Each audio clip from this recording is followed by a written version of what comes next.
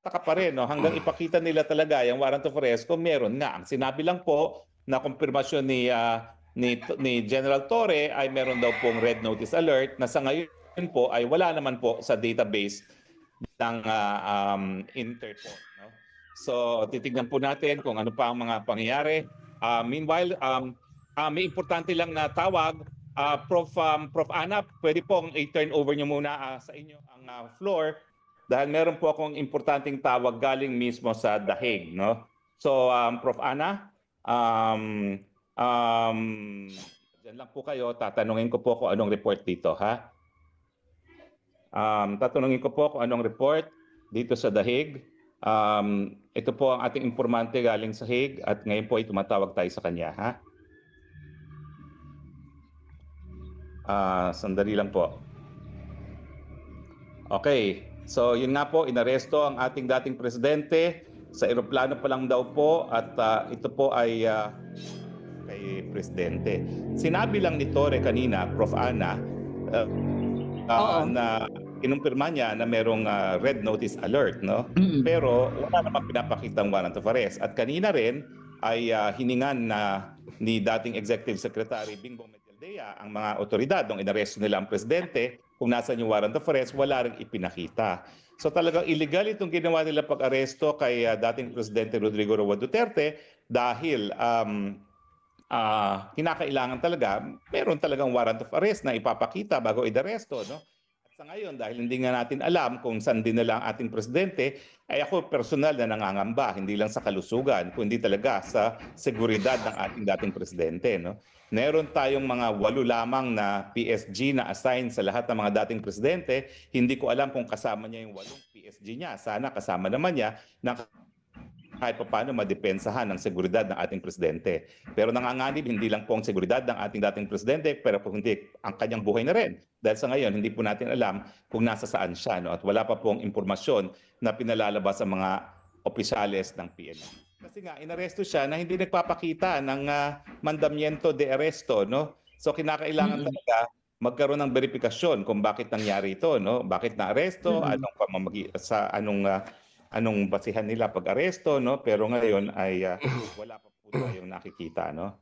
So, mga kaibigan, ito na po ang inaantay nating panahon. Kung kayo po ay nagmimiron sa mga pangyayari sa nakalipas na 3 taon, ay ngayon po kinakailangan manindigan na. Dahil ito po talaga ay lantaran ng paglabag ng ating soberenya. Ito po ay pagyurak sa ating demokrasya. At kung talagang maaalis nila sa larawan ang Duterte, wala na po talagang banta para ang mga Marcos, Araneta, Romualdez ay manatili panghabang buhay dyan sa kanilang mga pwesto. Pag-live broadcast para sa panawagan natin. Pag-usapan natin ngayon yung ating panawagan sa taong bayan kung saan sila pupunta dito sa pangyayari na inaresto na po ang ating dating Presidente Rodrigo Roa Duterte. No? Okay. Na kailangan po gumalaw na tayo. So I'll give you some time para mo sa ating mga kasamang mga vloggers kung anong link ng Zoom na sila ay po pwedeng makapasok ng lahat tayo ay manawagan na at sila din ay mag-live sa kanilang mga Facebook dahil alam natin naman na ang mainstream media ay siguro ida-downgrade itong balitang ito at hindi masyado papansinin. Kaya nga importante na sabi ko mag-live na tayo miski wala tayong schedule na mag-live para iparating impormasyon na inaresto na po ang dating Presidente Rodrigo Roa Duterte. Nasa kustodiya na po siya ng kapulisan, bagamat hindi po natin alam ngayon kung nasa saan ang ating dating presidente. Nagpa-interview, no? At sinabi nga po niya na haharapin niya ito, hindi niya tatakasan at kung ito ay mag-iimbanta sa kanyang buhay, wala siyang magagawa, no? Basta ang sa kanya, wala siyang masamang ginawa. Ang gusto lang niya magkaroon ng kapayapaan at mas tahimik na buhay ang mga Pilipino. Kaya linabanan niya at linunsad itong gera laban sa pinagbabawal na droga. No? Ang presidente naman po, bagamat pinupulaan dahil dyan sa war on drugs, siya po ang pinaka-aprobado at pinaka-suportadong presidente nung pag-alis niya sa kanyang opisina. 87% po ang satisfaction and approval rating ng presidente. Wala na pong ibang presidente na ganyang kataas ang naging satisfaction at approval rating, bagamat puro putik ang kanyang binabato. Ako nga po, nung una, ako talaga ay hindi naman ako supporter ni Duterte, no? Pero kami po ay nagkausap nung ako'y kongresista at napag-usapan namin ang war on drugs at sinabi niya sa akin na naniniwala ako doon sa isang proyekto na sinimulan namin na mga therapeutic communities na nakabase sa pananampalataya sa Panginoon. No? At ang sabi niya, naniniwala ako talaga na hindi po pwede magbago ang mga nalulong sa pinagbabawal na droga kung walang pananampalataya. No? At kaya naman ako'y nakumbinse na hindi talaga mamamatay tao ang Presidente Duterte gaya ng sinasabi ng marami dahil siya naniniwala nga na meron talagang mahalagang papel at hindi maging matagumpay ang pagbabagong buhay ng mga nalulong sa pinagbabawal na droga kung walang pananampalataya. No? May I be allowed to just make or pose some clarificatory questions, Mr. President? If the gentleman from Davao and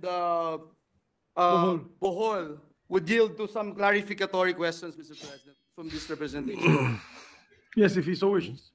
Yes, Mr. President. Thank you, Mr. President. At the onset, Mr. President, let me state for the record my sincerest gratitude and sa Tagalog, Mr. President, yung pagsaludo sa isang senador na re-electionist ito, Mr. President. Hindi marunong matakot na gawin ang tama. Hindi marunong matakot na ipaglaban ang karapatan ng mamamayang Pilipino. Let me just put that on record, Mr. President. I salute, whether you agree with him or not, you salute, Mr. President, the character of this gentleman who is here today in this august chamber to deliver such a compelling and passionate privileged speech, Mr. President. Mr. President, ang unang katanungan ko sa ating kasama dito sa bulwagang ito, binanggit niyo po, Ginoong Pangulo, yung third mode of changing the Constitution, which is people's initiative, Mr. President. Pwede ho bang malaman natin, Ginoong Pangulo, na pag people's initiative, kailangan po ba non-partisan?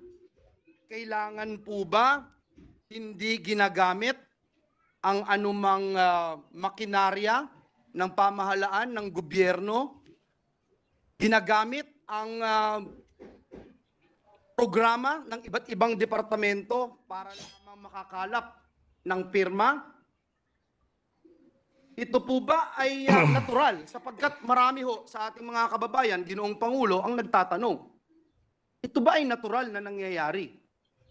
Hindi ho bulag ang mga Pilipino, Ginoong Pangulo. Nakita natin sa telebisyon, narinig natin sa mga radyo, na-monitor natin sa social media. Isang kababayan natin, kaya ho ako'y bilib na bilib sa ating kasamahan dito sapagkat inilagay niya yung kanyang sarili doon sa mga taong binanggit niya na parang nagkakapit patalim na lamang, Ginoong Pangulo, sapagkat tama po ba natatanggap ka ng ayuda mula sa pamahalaan, programa ng pamahalaan, pero kailangan mong pumirma sa isang dokumentong hindi mo naiintindihan? Ito po ba'y natural? Ito po ba ay people's initiative, Mr. President, Ginoong Pangulo? Well, Mr. President, Majority Leader, as I have said, sa nakikita natin na nangyayari ngayon, tila lumalabas na hindi naman talaga ito kagustuhan ng taong bayan. So this is not a people's initiative. This is politicians' initiative. Kung sino yung mga politiko na nasa likuran na nagpapatakbo nitong people's initiative kuno. So, very clear yan, Mr. President. At yung pangalawang sinabi mo, Mr. President, na natural ba na gamitin yung pondo ng bayan, katulad ng AX, pondo ng gobyerno, to entice these people to vote or to sign, to get their signature, ay yun po, Mr. President, ay lantarang vote buying kung tutuusin. Vote buying po talaga yan. Dahil these people are enticed to give their signature in exchange of the money that is being offered to them through the government program services like AX, TUPAD, and what other programs that we have, Mr. President. Ginoong Pangulo, ako ho ay humahanga sa ating kasama dito sa Senado sapagkat alam ko ho, siya ho ay taga Davao, taga Bohol, ngunit malalalim yung Tagalog na ginamit, Pilipino na ginamit ng ating kasama dito sa Senado. Natatandaan ko ho, yung binanggit niyang isang salita, naghihikahos, nagdarahop. Ginoong Pangulo, ako po, habang nakikinig ako sa ating kasamahan dito sa Senado, hindi ko mapigil kung hindi mapukaw yung silakbo ng aking dugo sapagkat binabanggit ng ating kasamahan yung pananamantala. Gaano ba kabigat yung ginagawang pananamantala na ating nararanasan sa ngayon, Ginoong Pangulo, na isang Pilipino idadanggel mo yung salapi mula sa DSWD, yung pangako na ikaw ay pipirma kapalit ang ayuda ng pamahalaan, yung pangako na pipirma ka lang, makakasama ka na sa mabibigyan ng biyaya ng mga politiko. Kapalit ang iyong pirma.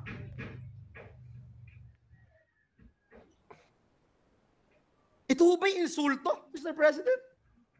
Ito ba'y insulto sa iyo, Mr. President? Ito ba'y insulto sa ating institusyon sapagkat ang bawat isa na nagluklok sa atin bilang senador ng Republika ng Pilipinas, nung tayo po ay binoto bilang kinatawan nila as national leaders, Mr. President. Not as district representatives, not as party list representatives, but national leaders. Is this an insult, Mr. President? Is this disenfranchisement, Mr. President? Disenfranchisement of the very sacred right of every Filipino, the right to suffrage, Mr. President. May we know the thoughts of the gentleman from Davao, Mr. President? Well, Mr. President, sa simula pa lang, talagang nakikita na natin na yung layunin nito ay iba, Mr. President. Because nobody dares to admit that they are the ones behind this so-called People's Initiative. Walang umaangkin. Pero sa Bisaya pa, Mr. President, ako'y natingala. Ako'y nagtataka. Bakit merong lumabas na timeline na nakaprogram na doon kung anong mga courses of action, anong mangyayari in the next coming days. Pero hanggang ngayon na ayaw nilang aminin na sino talaga ang nasa likuran nito. Very clear po, Mr. President. Ako po ay may nakausap na congressman. Hindi ko lang sabihin. Sinabi niya, talagang instruction yan sa aming liderato ng Kongreso. Sa mababang kapulungan. Ang instruction pa nga sa kanila is not only to get 3% of the number of registered voters in their respective congressional district, but to get at least 20%. That is according to my friend Congressman, Mr. President. So, kung yan ang ginagamit yung ating pundo ng gobyerno para makakalap ng perma, hindi lang yan insulto, Mr. President, para sa akin. Kung meron pang word na mas mabigat pa sa insulto. Kaya nga, minsan, maiisip ko, Mr. President, tila ba yung sinasabi natin na interparliamentary courtesy ay parang napapalitan na ng interparliamentary treachery. Mr. President, sa ginawa nila yan sa atin, kung saan gusto nilang kapunin, gusto nilang tanggalan ng power ang Senado para magbigay boses sa lahat ng Pilipino. We are not only elected by a single congressional district. We are elected by the whole of the Filipino people. Gusto nilang tanggalan ng boses ang Senado by the mere subject of their People's Initiative, which is voting jointly, Mr. President. Hindi lang ito insulto, Mr. President, kung isang panlalamang at isang, I don't know kung ano pang Tagalog na pwede kong sabihin dito. Kung Bisaya lang, Mr. President, mas marami pa akong masasabi. Pero wag na lang. Hindi maintindihan ng lahat ng Pilipino yung aking sasabihin. Mr. President, Ginoong Pangulo, as I speak before you today, Mr. President, I am hearing and seeing some news reports from leaders of the other chamber quoting this representation's name, Mr. President, na may ebidensya daw po ba, Mr. President? Ginoong Pangulo, gusto kong banggitin sa bulwagang ito, kahapon nag-launch tayo sa social media lamang, Mr. President, para sa mga lalaki at babaeng nabudol, nasa Mandala, at na-realize nila na sila'y niloko at ginoyo ng pekeng initiative na ito, PI din, Mr. President. After 24 hours, Mr. President, libo-libong complaints, picture ng text messages, picture ng mga aktibidades, Mr. President, ang ating nakalap. 90% ng Pangulo, 90% ng mga nagre-reklamo, sinasabi ang pangalan ng kongresista, pangalan ng mga staff ng kongresista, pangalan ng mga chiefs of staff ng kongresista. Mr. President, nagkataon lang ho ba ito? Nagkataon lang ho ba ito, Mr. President? Ang tanong ko. Sa tingin niyo po, Ginoong Pangulo, kayo po na nagsabi na meron din po kayong nakausap na ilang kongresista, meron din po ako. Alam niyo, Ginoong Pangulo, napakasakit po para sa akin magsalita ng ganito dahil galing po tayo sa House of Representatives. Kayo, Ginoong Pangulo, Senator Risa, Senator Sani, Senator JB, Senator Win, Senator Mark, lahat po tayo galing ng House of Representatives. Ako po, Ginoong Pangulo, wala akong Joel Villanueva kung walang House of Representatives. Lahat po ng natutunan ko, paano ako makakapag-contribute for nation building, natutunan ko sa House of Representatives. Kaya masakit po sa akin, Ginoong Pangulo, ang makita 90% ng reklamo, House of Representatives. Nagtataon ho ba ito, Ginoong Pangulo? Pagsasalita na po ako, yung alam ko ho, personal, hindi lang yung sinumbong sa akin na sinasabi kong 90%. Sa aking lalawigan, ito yung pinakamasakit. Lalawigang tinubuan ko, Mr. President. 20 taon mahigit ang hinintay bago nagkaroon ng representante ang dakilang lalawigan ng Bulacan dito sa bulwagang ito. Tapos may ganito, Mr. President.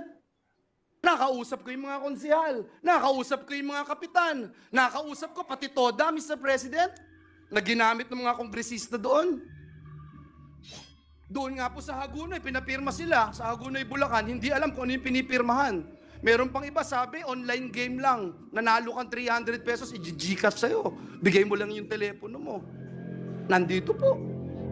At hindi kagaya noong mga nagpalabas ng TV ad at nagpupush ng peking inisyatibo na ito, hindi nila ma-pinpoint kung sino sila. Handa po ako ibigay ito. Handa akong sabihin kung sino itong mga ito. Ipakita itong mga ebidensya na ito, Mr. President. I'm just wondering, Mr. President, bakit ganito? Nakita ko po si Senator Cynthia Villar, galing din po sa House of Representatives. Bakit ganito, Ginoong Pangulo? Hindi ho ba pagpapalit ng kalye, pangalan ng kalye dito sa Pilipinas, pag pinapalitan po ang kalye, pangalan ng kalye, Ginoong Pangulo, matanong ko po ang ating distinguished colleague. Pag pinapalitan po ba ang kalye, pangalan ng kalye dito sa Pilipinas, pagkatapos po bang maipasa sa House of Representatives, batas na po ito, palitan na ang kalye? Hindi pa, Ginoong Pangulo. May Senado pa. Dadaan pa yan sa Senado. Pagkatapos may BICAM. Mr. President, hindi pangalan ng kalye ang pinapalitan. Kaluluwa ng bayan natin ang pinapalitan. Na for almost 40 years, hindi ginagalaw. Na for almost 40 years, hindi basta-basta pinakikialaman. Bakit? Kaluluwa ng bayan ko. Now you see with your own eyes on television. Now you hear the complaints of the people. And I will use and borrow the words of Senator Bato de la Rosa, yung mga nagdarahop, yung mga naghihikahos, mga nangangailangan ng tulong, nangangailangan ng ayuda ng gobyerno, umaasa sa tulong ng gobyerno, pagsasamantalahan natin para lamang ma-extend ang termino natin, para lamang ma-abolish ang Senado. Mr. President, kung gusto ng taong bayang i-abolish ang Senado, I don't mind. If it is the will of the people, I don't mind. Ano bang klaseng gusto ng ating mga kababayan? Dalhin man ang ating bayan sa kangkungan. Dalhin man ang ating bayan sa impyerno. Kung yan ang gusto ng taong bayan, susunod tayo. Rerespetuhin natin. Pero Mr. President, Ginoong Pangulo, kung ayuda ng gobyerno, ipagkakait mo. Kung hindi ka pipirma, hindi ka Bato de la Rosa, katang isip ni Joel Villanueva, bakit hindi natin tanungin ang bayan? Bakit hindi natin tanungin si Juan de la Cruz? Ito ba ay people's initiative? Mr. President, I can go on and on, but I just wanted to also ask our dear colleague, where do we go from here, Mr. President? How do you want this privileged speech, Mr. President? Pagkatapos nating i-refer, and I suppose, if I may, mamaya ay i-refer ito dun sa committee ni Senator Amy Marcos ng Committee on Electoral Reforms and People's Participation. Ano yung pwede nating magawa dito, Mr. President? Ngayon na pagkatapos ng meeting ng ating pinuno ng Senado at ng pinuno ng Kamara de Representantes na tayo po'y sunog ng kilay para ayusin at siguruhin yung mga gusto kuno ng ating mga kausap na marami din naman sa atin pabor doon sa economic provisions, kaya nga po natin pinasa yung Public Services Act. 5 sektor lang yung hindi natin pinagalaw na magkaroon ng 100% ownership, Mr. President. Ngayon, Mr. President, where do we go from here? Kailangan pa ba nating ispilingin yan, Mr. President? Kailangan pa bang i-memorize yan kung seryoso yung ating mga kausap, Mr. President? Sa pagpapasa nitong joint resolution na ito? That's my question, Mr. President. Well, Mr. President, if I may add, kanina, nag-start yung aking investigation on the alleged scam ng ayuda scam na nangyayari sa Davao del Norte. At kami doon, lahat na nandoon na senador, ay akala namin yun ang pinaka-the worst na nangyari. Yung 10,000 na ayuda na binigay, ay binawi yung 9,000 at 1,000 lang ay binigay sa ating mga kababayan na pumirma. So, out of 10,000, 9,000 binulsa ng mga nag-recruit sa kanila at ang 1,000 ay binigay sa kanila. Akala ko, the worst na yun na pangyayari. Pero if I am going to borrow the words of our majority leader, hindi lang 9,000 ang katumbas ng ginagawa ngayon ng People's Initiative, kundi kaluluwa ng ating bayan ang kapalit ng perma ng ating mga kababayan. So dapat ang Senado ay hindi matutulog. I implore all our colleagues, wag nating hayaan ito. Magtutulungan tayo dito. Hindi natin papayagan na masisira itong ating bansa dahil lang sa kagustuhan ng ilang mga politiko na gustong mag-perpetuate in power, Mr. President.